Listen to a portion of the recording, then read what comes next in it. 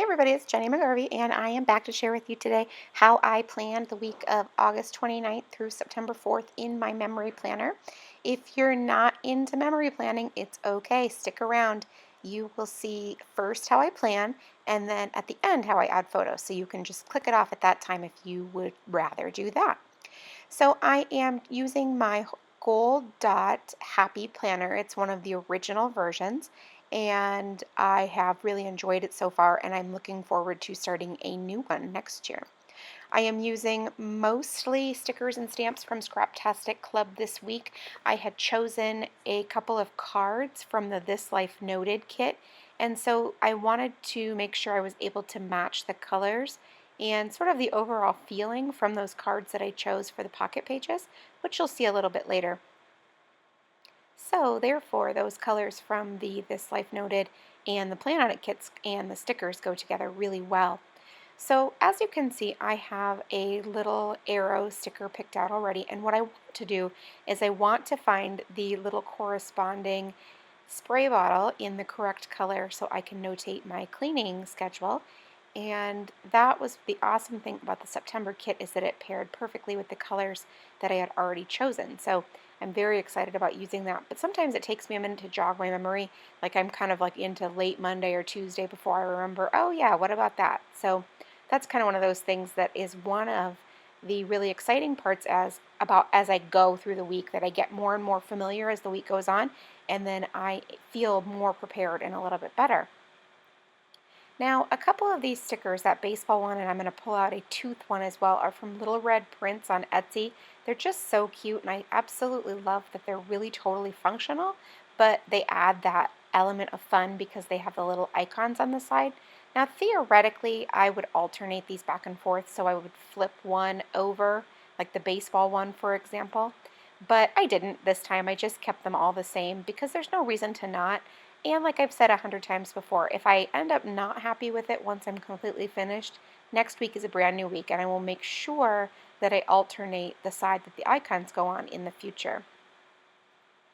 As you can see, I stamped for Tuesday morning. I really love stamping, and I often forget about it because the stamps are often put away, and so I love it when I remember to break those out. I used a black VersaFine ink. VersaFine is my favorite. I highly recommend it, especially for new stampers, and it will just give you the best, cleanest impression. Now I'm using a sticky sweet sticker from Sweet Stamp Shop, say that all really fast, and coloring it in with a Copic marker. You do not have to color them with Copics. You can use just about anything you can imagine to color those in. I just have a few Copics, and so I like to use them when the opportunity arises. And definitely coloring on top of stickers is one of those, because these are an alcohol-based ink, and so they will bleed right through your pages if you're not using them on a sticker. But I love that little pop of color right there in the center, and I know it doesn't go perfectly with the rest of the colors, but what I'm hoping for is that by the end, it's all finished, complete, put the photos down and stuff, that it'll all tie together and look really nice. Now for Wednesday, I had quite a few events, including a couple of back-to-school nights, so I wanted to be able to have them tie together, but then also be separate events because they're for different kids at different schools. So I did use 2 yellow stickers, but I used different types and then different little stickers and sticker placement to decorate them. So hopefully that does what it is that I wanted it to do, which was to make it sort of a cohesive idea, but to make them stand alone as well. Now when I write on a glossy sticker, which that orange sticker is, I use a permanent marker slash pen. This is a Pilot permanent pen, but it's very, very similar to a Sharpie ultrafine marker. I just happen to have it. I wouldn't run out and necessarily buy it. A Sharpie that you pick up at Target is just the same and will do the same job. And it is really a great tool for writing on those glossy stickers that will smear if you use an ordinary pen. Now, I had seen somebody use the little push pin stickers and stamps sideways, like I did right there on Thursday, and I just absolutely love the idea. It's really cool, and I think it just looks fantastic, so it's definitely something I've been doing quite a bit of lately. And I love that that little push pin coordinates then with the block right below it. I just think that those colors tying in together are just really pretty, and I like that a lot. Side note, I'm really loving that peach and that soft aqua together as well too. I think they just look really awesome together, and they're a fun color combination that I wouldn't necessarily have chosen except for they're included this month in the kit, and I really love them alone, and then I also love how they tie together as well.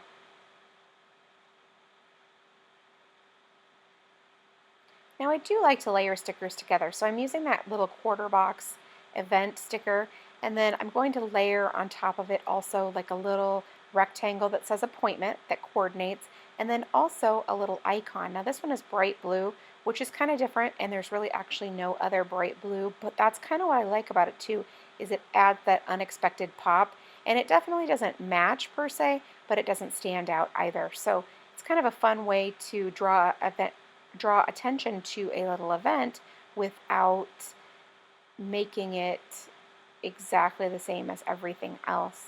Now I have laid down one of those little flag stickers, but I want to find a small football sticker in my stash, and of course in a recommended or a reasonable amount of time I'm not able to find that. So instead I decided to use this little Lily Henry sticker, and I just kind of put them all together and make them sort of just a layered little cluster of stickers. And the red is kind of like outside of my comfort zone. It's really kind of bold and stuff, and it doesn't 100% go, but by the same token, it doesn't completely clash either. So I'm just going with it and hoping, like I said earlier, that once I end up adding my photos and my pocket page and stuff, none of it seems too out of place. Now for Saturday, we had my son's birthday party, and it was kind of an all-day thing, and so I just used that full box decor and then the little banner sticker on top of it to notate that.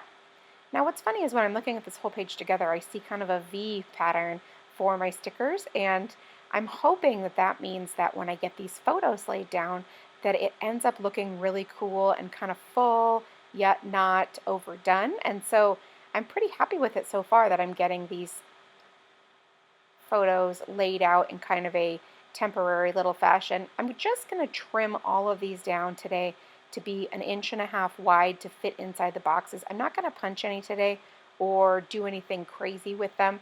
Not for any reason, just because that's something I have been doing a lot in the past, the punching and the kind of using them in different ways. And so I did decide today just to use them in a really traditional standard way by putting them inside the boxes. And now that doesn't mean that they won't maybe carry over in between the vertical boxes like the morning, afternoon, evening. It just means I'm not going to have them really max out the width so much per se. Now another thing that I really like about using the stickers versus stamps or something else is that I can peel them up a little bit if I want to. So right there, for example, that little arrow, it's so cute and I don't want to get rid of it at all. I absolutely love it. So I just peel up that little corner that would be covered up by the photo, and then I just place it down on top of the photo. And I feel like it gives the whole thing a cohesive look. Now look, I trimmed that photo crookedly. So I just pulled out my ruler and my X-Acto knife and made them make it straight again. It was super easy and really not a big deal at all. So here's another example of pulling up those stickers and then sliding my photo underneath and making it all work together. That's kind of just one of those things that makes it very, very simple, and it makes it feel a little bit more cohesive as well. I'm just using a tape runner to adhere my photos down. I'm using a small one, but then I run out and I don't feel like refilling it right that second. So I do use my ATG gun as well.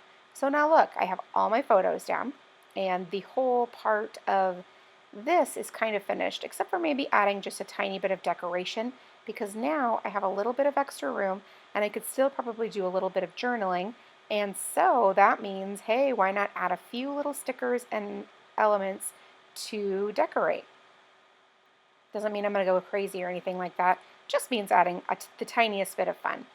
Now, I have been also, in the past, if you've been watching any of these, adding some journaling lines using my Papermate Flair pen and a ruler. It really is that simple. And then just adding a couple of words, a couple of sentences to describe an event or two. And it just helps me get some of those things down, because now that I am a little bit older, I do recognize that I am not going to remember all of these things. So keeping a little running tab of events and activities is super helpful, and I know I'm going to be really, really excited to have these down the road because it's going to really help me jog my memory.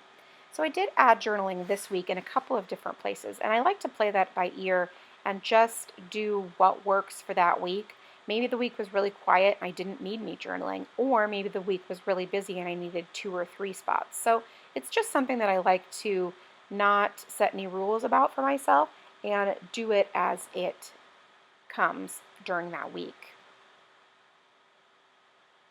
Now I had to reference the photo too, and it's another awesome thing about having the photos is that it's really going to make this special in the future.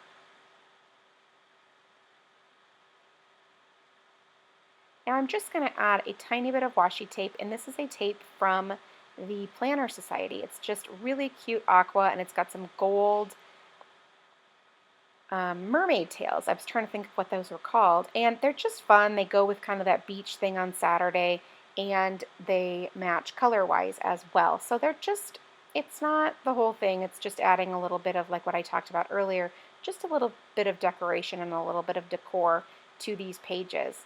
So now you can see once these two are finished right here, as they basically are, I think they look really cool, and I'm really happy with how that whole thing turned out. And even if I weren't using a pocket page, I feel like this is really like an awesome and cohesive way to combine planning and maybe scrapbooking, if you will.